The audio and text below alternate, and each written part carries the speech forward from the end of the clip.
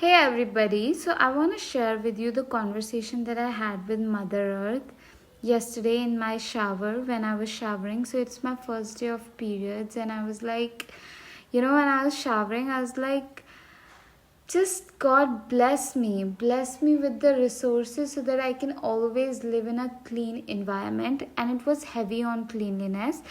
The lineage that I grew up in, women, whenever their periods come, it was like a huge panic for them because they just wanted to get it done with. Like, the moment that they had the periods, they just wanted to get it done with because, like, you know, they had no proper like washrooms, or like they had by the way, if you guys know that trauma lives, for generations, until it has been consciously cleared, acknowledged, the trauma lives in the body. So if our ancestors suffered from poverty or lack of, or from like serious heartbreaks in the family, or very deep hatred towards men or women, or abandonment trauma, it lives in the lineage until someone acknowledges it and like heals it consciously.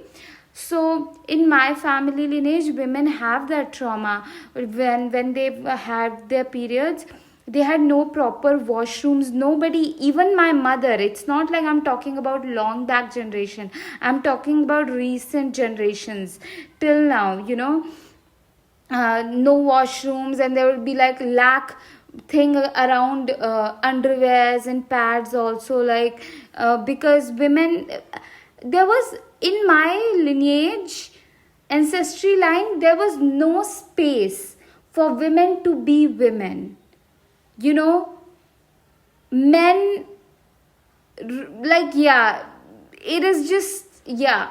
Anyway, so when I was showering yesterday, I was praying to God, like, God, just bless me, like, with clean energy. I can live in a physically clean environment. I can keep it clean. Bless me with the resources. Always keep me blessed with that.